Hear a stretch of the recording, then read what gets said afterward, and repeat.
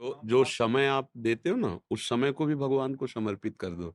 जैसे मानो आप 10 बजे से 12 बजे तक किसी विशेष कार्य में अड़झे रहें, क्योंकि बिना एकाग्रता के सांसारिक कार्य भी नहीं होते ना। कुछ लेखनी के कार्य हैं, कुछ बोलने के कार्य हैं, या कोई निर्माण कार्य है, या किसी बचाव पक्ष किसी भी, उसमें एकाग्रता की आवश्यकता होती है। और उस समय नाम जप होना इतना अभ्यास पुष्ट नहीं है, तो हो सकता है ना हो।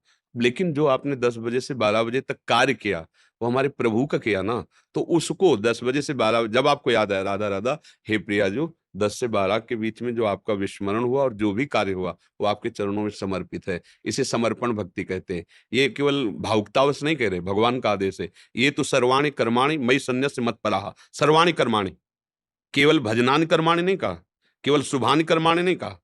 ये तो सर्वाणि कर्माणि, यत् करोषि, यज्जु होषि, यत् मन जो भी तुम्हें सेवा मिली है, जो कर्तव्य कर्म मिला है, जो डिपार्टमेंट मिला है, किसान हो, जो भी, उस सेवा में एकाग्रता करने पर अभ्यास की कमजोरी के कारण हो सकता है विस्मरण हो जाए। पर हम प्रभु की प्रसन्नता के लिए वो कर्म अर्पित कर दें, तो वही भजन हो जाता है। इसे भागवत धर्म कहते हैं। नवयोगेश्वर एकादशी स्कंद भागवत में पढ़ के देखना। नौ योगेश्वरों ने बताया भागवत धर्म का स्वरूप कि मन से, बुद्धि से, चित्त से, अहंकार से, अनेक जन्मों की वासनाओं से, स्वभाववश जो होता है, वो सब परम पुरुष भगवान नारायण को समर्पित कर देने से भागवत धर्म, और भागवत धर्म करने वाला भगवत प्राप्त होता है। इसलिए ये चिंता तो करो मत। हाँ, अभ्यास बनाओ, और बढ़िया अभ्यास बनाओ कि बीच बीच में इतना लंबा समय न चला जाए कि 2 घंटे हो गए, एक बार भी राधा नहीं कहा। हमें निराश तो नहीं होना, पर हमें इतने पे राजी भी नहीं हो जाना। 5-10 मिनट बाद राधा, तो हमारा समय में ब्रेक तो लग गया कि भाई 10 मिनट बाद हम एक बार राधा बोल दिए, अब फिर 10 मिनट बाद एक राधा। अगर हम इतना सावधानी कर ले कि हर 10 मिनट में एक बार राधा बोल दें, तो मुझे लगता है बहुत जल्दी आपको लाभ अनुभव में आने लगेगा। 2 घंटे हो गए, हम भूल ही गए प्रभु को, फिर भी हम उसे भागवतिक बनाएंगे, उस समय को प्रभु को अर्पित करेंगे। पर अगर हम बीच बीच में ऐसा प्रयास कर लें, एक बार 10 मिनट में राधा बोलो, फिर देखो आप कैसे फंसा लोगे मन को। इसे चिंता लगने लगेगी कि अगले 10 मिनट में मुझे राधा जपना है, कई बार राधा बोल पाएगा, देख लेना आप इसे। इसे फंसाओ ना। ए मन, 10 मिनट में एक बार राधा बोलना है, महाराज जी का 10 मिनट में एक बार राधा। अब अगले 10 मिनट में राधा बोलना है, वो चल रहा है, वो कई मिनट हो गए, राधा बोलना है। एक दिन निरंतर पकड़ लेगा नाम। इसको प्यार से, जैसे जंगली घोड़े को दुलार से, प्यार से और चाबुक से ऐसा सवार चतुर बना लेता है उसे कि एड़ एड़ से बता, एड़ से इशारे में, राइट की लेफ्ट किधर चलना है, एड़ से पता चल जाए। ऐसे ही मन को फंसाओ। संतों ने युक्तियां पकड़ी है इसकी। इसको जबरदस्ती अधीन नहीं किया जा सकता। नहीं, इतना कोई बलवान, सुमेर को उखाड़ना सरल है, पहाड़ को, मन को रोकना बहुत कठिन। इसको प्यार, दुलार और शासन तीनों चीजें चाहिए। मन देखो, सब लोग भोग ही रहे हैं यार, तुम भी उसी जगह लेने जाना नहीं ठीक। उचित भोगों को दे दे, प्रसन्न करो उसे। अनुचित भोगों के लिए उसे प्रणाम करके समझाओ। जब आज तक तुम जो कहते रहे हम कर, अब थोड़ा समझो यार। फिर वही गंदी बातें हमारे को ला रहे हो। नहीं यार, अब तुम ठीक कहोगे, तुम तुम्हारी बात मान लेंगे। अब राधा राधा करो, बीच बीच में उसे फंसाओ, 10-10 मिनट में फंसाओ। जिस दिन ये दोस्त बन गया तो इतना बलवान है ये, निहाल कर देगा। अभी क्या खिलाफ है हमसे। अब हम चाहते हैं भक्ति करना, और अभी तक हम इसका साथ देते रहे विषयों की तरफ। अब वो बलवान आदमी, वो तो जल्दी कब्जे में थोड़ी आएगा। जहां राधा तो टूटा विषयों की तरफ। नहीं चाहिए मुझे, मुझे वही चाहिए। अब उसको घसीटना है। अब भारी युद्ध है, छोटा मोटा, तभी तो साधना शब्द लगता है कि भाई साधना करो। अब हम धीरे धीरे इसे नाम में फंसाएं इसे। ये कभी कभी इसको पुचकारा भी जाता है, जैसे बहुत परेशान कर रहा है। क्या खाओगे? अगर समोसा चटनी मिले तो, हाँ, धनिया की चटनी और समोसा, तो गरम गरम खरीद लाओ और ठाकुर जी को अर्पित करो, और उसे पौधे को तुम्हारी बात मान ली। अब राधा राधा, इसे फुसलाओ भी। अब कह रहा है कि नहीं, मुझे अमुक गंदी चीज चाहिए, अनेक जन्म बर्बाद कर दे, अब तेरे कहने में नहीं आने वाले। कभी डांट मार दी, कभी दुलार कर दिया, धर्मयुक्त सलाह में दुलार कर दिया, अधर्मयुक्त क्रिया की तरफ डांट मार दी, और इसे प्यार, ये सवार है, इसके बिना चल नहीं सकते। परमार्थ में इसके बिना नहीं चल सकते, इसको लेके चलना है। और ये बहुत जंगली है, ठान ले तो ये गिरा के मानेगा। ऐसा है, बड़े बड़ों को गिरा दिया है, ये बहुत बड़ा बलवान शत्रु है। और जब अपने हाथ में आ जाए तो सच्ची कहते हैं, इससे बड़ा कोई मित्र नहीं। रुला देता है, आनंद में डुबा देता है। इसे फंसाना है यार, बस फंसाना है। इसके फँसाने की कहते हैं ना युक्ति से मुक्ति, इसकी युक्तियाँ आ जाएँ समझ में। जब ये गलत मार्ग में जा रहा हो तो तुम दस्तखत मत करना, कुछ नहीं उखाड़ पाएगा ये। और जब सही मार्ग में जा रहा हो तो इसका विरोध मत करना, इसका सहयोग कर देना। और इसको सत्संग सुनाओ, इसको समझाओ। किसी भी विषय का सेवन करते हुए बिल्कुल विवेक सावधान रखो। रसगुल्ला रखा, ये देखो कितने मिनट मीठा लगेगा? देखो ज़रा, देखो क्या इसमें सुख है?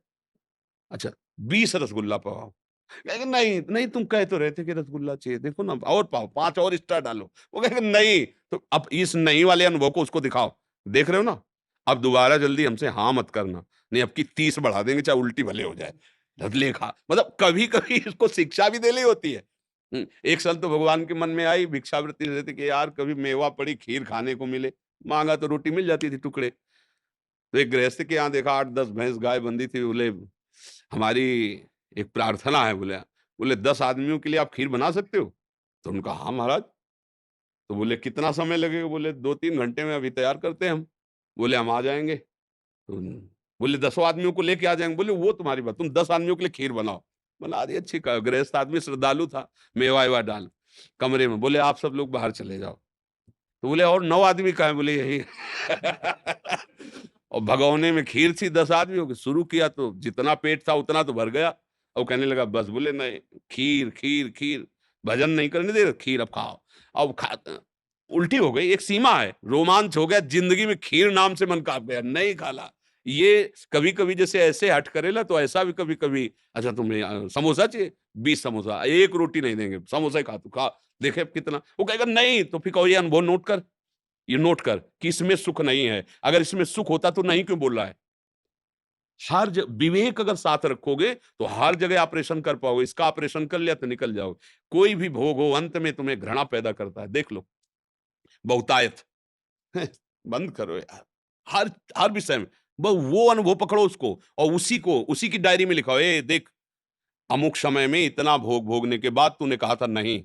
अब क्यों? अगर सुख होता तो उस समय तू प्रसन्न क्यों नहीं हुआ था? तू जला क्यों? तू परेशान यही बातें उसके सामने रखोगे तब वो रुकने लगेगा। जब सामने और फिर शासन में, एक दिन सच्ची ऐसा आता है कि पूरे विश्व में कोई भी भोग ऐसा नहीं कि उसके मन को खींच पावे। नहीं तो भगवदानंद मिले ही ना, भगवत प्राप्ति हो ही ना।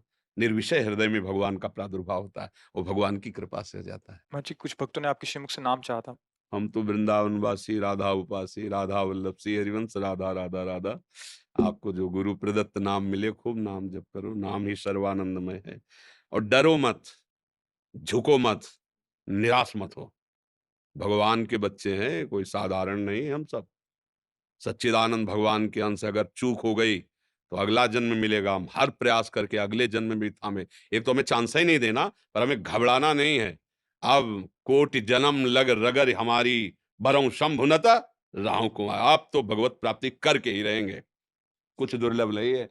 ठान लो, जब पक्का इरादा कर लोगे ना, कुछ दुर्लभ नहीं है। अभी इरादे में थोड़ी कमजोरी है, इसीलिए है, किया इरादा पक्का। जब घर से निकले थे ना, पहले ही दिन सुबह-सुबह मन ने हमारी हालत खराब कर दी। पहले तो वैराग्य एकदम, ये पूर्व का जन्म का कोई था। वैराग्य, जो ही गाँव के बाहर निकले सो ही घबराहट पैदा हो गई। रहेंगे कहाँ? यहाँ तो अम्मा भोजन दे देती, वहाँ भोजन कौन देगा? किसके साथ रहेंगे? कहाँ रहेंगे? कैसे मतलब? एकदम घबराहट, अरे! हम कहा, "तो मार दिया? अभी पहला ही कदम निकला है और इसने तो मार दिया।" तुरंत अंदर से भगवत कृपा से आया, भगवान रखेंगे, सारे विश्व का भरण पो वो जहाँ रखेंगे, जैसे रखेंगे वैसे भगवान ने आजीवन वो निर्वाह। भरोसा इसकी सलाह में मत रहना, मन की सलाह। ये बहुत बेईमान आदमी है, जब तक भगवत प्राप्त नहीं हो जाता। यही आपको सलाह दे के गिरा देगा। नहीं तो ये थोड़ा सपोर्ट कर दे तो निकलने में देर नहीं लगेगी और आप सब बड़े भाग्यशाली हैं। नहीं, आज के कलयुग में कोई संत संग करना चाहे, भजन करना चाहे, फुर्सत नहीं है, लोग गालियाँ देते हैं। आज देखो कैसा वातावरण है। बुद्धि इतनी भ्रष्ट है, ना माता-पिता को मानते हैं, ना पूज्यजनों को मानते हैं, फिर साधु, महात्मा, गुरुजन और शास्त्र, ये तो और आगे की बात है। ये तो बड़ी कृपा है कि अभी आपकी बुद्धि काम कर रही है। जो संत समागम प्रिय लग रहा है, जो शास्त्रीय बातें आपको सुनना अच्छा लग रहा है, आप राधा-राधा जपना चाहते हो, ये बड़ी कृपा है, बड़ी कृपा है। नहीं तो कलयुग भगवान का ऐसा प्रभाव आगे बढ़ता चला जाएगा कि तुम्हें नाम सुनने को नहीं मिलेगा। भक्ति की चर्चा दुर्लभ हो जाएगी। धीरे-धीरे शास्त्रों का गूढ़ रहस्य गुप्त होता जाता है। आप देखिए, शास्त्रों का गूढ़ रहस्य गुप्त होता जाता है। बाहरी बातें आती चली जाती हैं और वो शास्त्रीय बातों को सांसारिकता में उतारते चले जा रहे हैं। वो जो अब नई पीढ़ी है, इस सांसारिकता को देख के क्या उस गूढ़ महामहिम प्रभु की तरफ वो सोच पाएगा? बिगड़ता चला जा रहा है। ये कलयुग का प्रभाव है। जहाँ से हमारा बनना है, वहीं हमारा सब बिगड़ रहा है। अभी थोड़ा कृपा है, तो आप लोग सावधान होकर कंठी तिलक बांधे हुए चल रहे। आगे आगे इसकी भी सामर्थ्य नहीं रह जाएगी कि हम परमार्थ पे चल सकें। कहाँ चलें? कैसे चलें? बताने वाला नहीं मिलेगा, समझाने वाला नहीं मिलेगा। आने तो दो समय, धीरे-धीरे समय देखो एक से एक बड़े महापुरुष हमारे भारत में हुए हैं और हैं और भगवान कृपा करें आगे भी होते रहें। बिना संतों के शास्त्रों का रहस्य समझ में नहीं आता, क्योंकि जो अनुभव हुआ तभी तो बात समझ में आएगी ना। पढ़ी-लिखी और पीएचडी करने से शास्त्र समझ में नहीं आते। शास्त्र तो समाधि भाषा है ना, वो कोई पढ़ने-लिखने से थोड़ी समझ में आते हैं। वो तो उसका जो साक्षात्कार हुआ, जो लिखा हुआ है, उसी का साक्षात्कार। अब वो जो बोलेंगे, तो भूत जैसा लग जाएगा तुम्हारे दिमाग में।